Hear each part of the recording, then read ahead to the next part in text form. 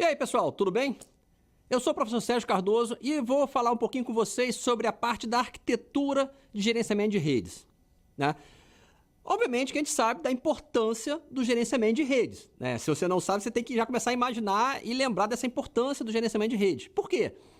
Hoje a rede, ela é um ambiente extremamente complexo, né? Então, dentro de uma rede a gente tem estações, roteadores, switches, sistemas de segurança como firewall, sistemas de armazenamento, ali os storages, equipamentos de acesso à rede sem fio, né? E por aí vai fora vários outros protocolos rodando na rede. E aí, obviamente, que você com essa quantidade de equipamentos, de fabricantes diferentes, com funcionalidades diferentes, né, é difícil de você simplesmente saber o que está acontecendo e monitorar a sua rede para você saber qual é o comportamento e tirar, né, ali uma baseline, ali uma base, uma linha de base de produção, né, daquela sua rede. Então, para isso que entra você trabalhar com sistemas de gerenciamento de redes, né, onde ele vai simplesmente, né, falando de uma forma bem simplista para vocês, você vai coletar informações e coletando essas informações, você vai analisar essas informações para saber o comportamento e, preferencialmente, você fazer uma detecção antecipada de problemas, né? Obviamente que se a rede para, você já sabe que está parado e você vai ter que corrigir o problema. Mas quando parou, você já perdeu, você já teve um problema de disponibilidade. Então, o que é o ideal? Você fazer uma detecção antecipada. Isso, o sistema de gerenciamento de redes vai facilitar isso para você, porque você, olhando para aquele comportamento da rede, né, você vai saber que ele saiu do padrão e alguma coisa está acontecendo. O tráfego aumentou muito, né, o tempo de resposta aumentou, e aí você pode tentar tomar alguma medida para minimizar esse problema. E aí, como é que vai funcionar isso? Como é que esse sistema de gerenciamento vai funcionar? Ele vai trabalhar ali pensando numa arquitetura geral, né? Uma arquitetura que você tem, genérica, que praticamente todos os softwares de gerenciamento de rede eles vão trabalhar em cima dessa arquitetura. E como é que funciona essa arquitetura? Essa arquitetura ela funciona com 4 elementos principais. Você vai ter o gerente, o elemento que gerencia a rede, o dispositivo gerenciador da rede. Você vai ter o elemento gerenciado, o dispositivo gerenciado, ali que a gente vai chamar de agente. Você vai ter o protocolo de comunicação e você vai ter a base de informações gerenciais. Vamos falar um pouquinho agora de cada um deles, né? O dispositivo gerenciador, né, a máquina ali que vai trabalhar gerenciando a rede, ela vai rodar o software que a gente chama de gerente.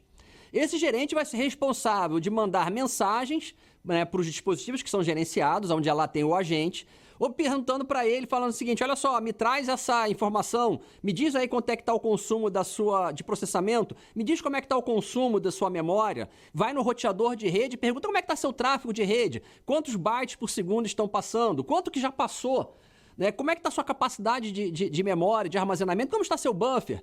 Então, essa estação gerente ali, essa estação gerenciador, ela vai mandar esses pacotes e vai receber, né, para fazer o quê? Pegar aquela ali, tratar aquela informação no sentido de gerar algum tipo de gráfico, gerar algum tipo de alerta e permitir para que o gerente da rede, aí falando da pessoa, vai ficar olhando para uma tela, olhando para um monitor, né, que a gente muitas vezes tem ali o chamado, né, NOC, ali, a central de operações de rede, onde você vai ter um painel com várias figuras, com vários elementos ali, dando alerta, mostrando como é que está o tráfego, né, e por aí vai. Então, é bacana quando você vê essa central de operações de rede, que você vê lá a topologia da rede, com luzes, com gráficos, com cores, para você poder saber o comportamento da rede.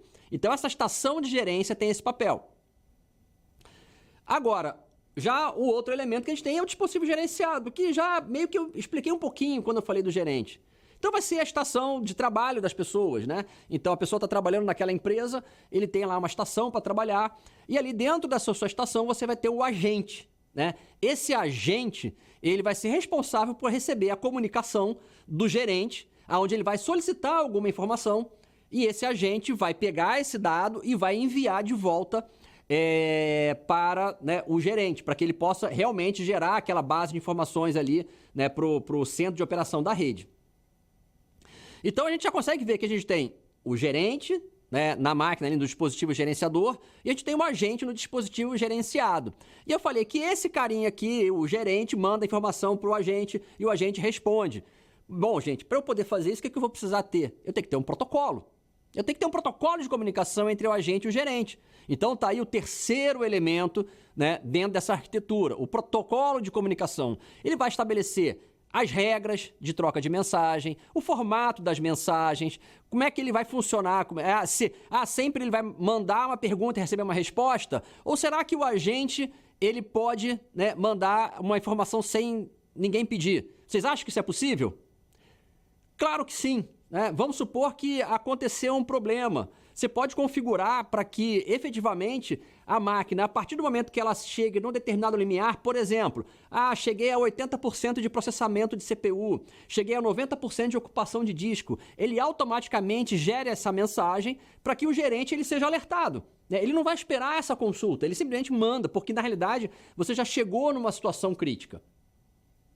Então, né, dependendo da implementação do protocolo, dependendo da implementação dessa arquitetura, é viável tanto você trabalhar de uma forma assíncrona, onde eu mando uma mensagem e recebo uma resposta, ou de uma forma assíncrona, onde o agente simplesmente gera aquela informação sem haver sido solicitado. Por quê? Porque ele atingiu um estado crítico.